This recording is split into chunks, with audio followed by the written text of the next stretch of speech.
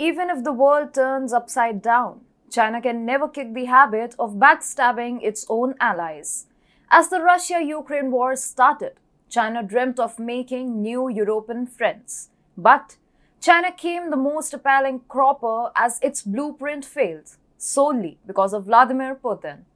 Hello and welcome to TFI Global, the foreign affairs and geopolitical analysis arm of the TFI Media Group.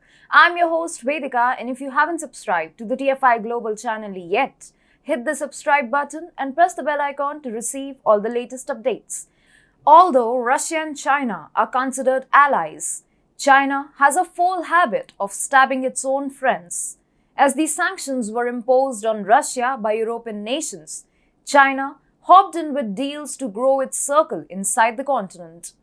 China pushed ahead with its agenda of China Rail Express within Europe, which is a critical logistical cog in President Xi Jinping's Belt and Road Initiative.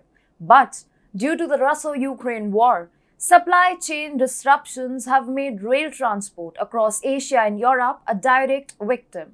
But make no mistake, the supply chain disruptions are not the only reason behind the failure of China. There are several factors at play, and Russia could be one of the primary factors behind the shattering of Chinese dreams in Europe. In a bid to boost its relation with European nations, China launched a whole new freight train service to Europe. This new route was planned in such a manner that none of the tracks were entering Russia. This new route traversed the Caspian Sea and the Black Sea via rail-sea combined transportation, bypassing Russian territory. Several countries in Central and Eastern Europe could be reached via this new rail-sea transport route. According to Chinese official media, the train was supposed to travel 11,300 kilometers from Kazakhstan, Azerbaijan, Romania, Hungary, Slovakia, and the Czech Republic before arriving in Mannheim, Germany.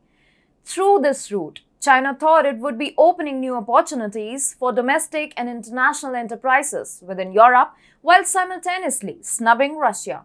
The plan, however, didn't work out as expected as the supply chain issues formed dark clouds over the freight corridor. But an unusual trend was also seen that indicates that the plan became significantly irrelevant from the very beginning.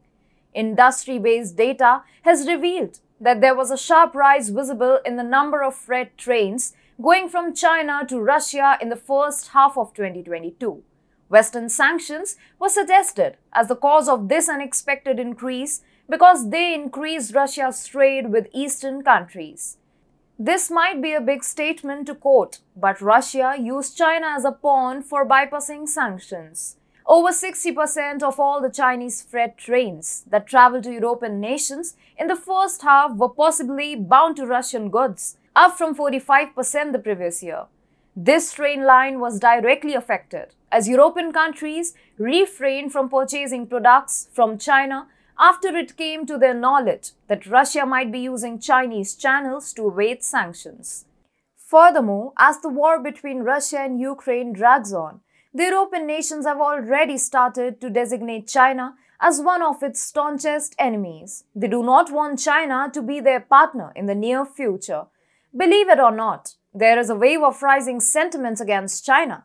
Recently, many European nations supported the motion of NATO to announce China as one of its enemies, whereas Germany forced its automakers to move out of China by ending the subsidies as it wanted China to have the least say in its automaking.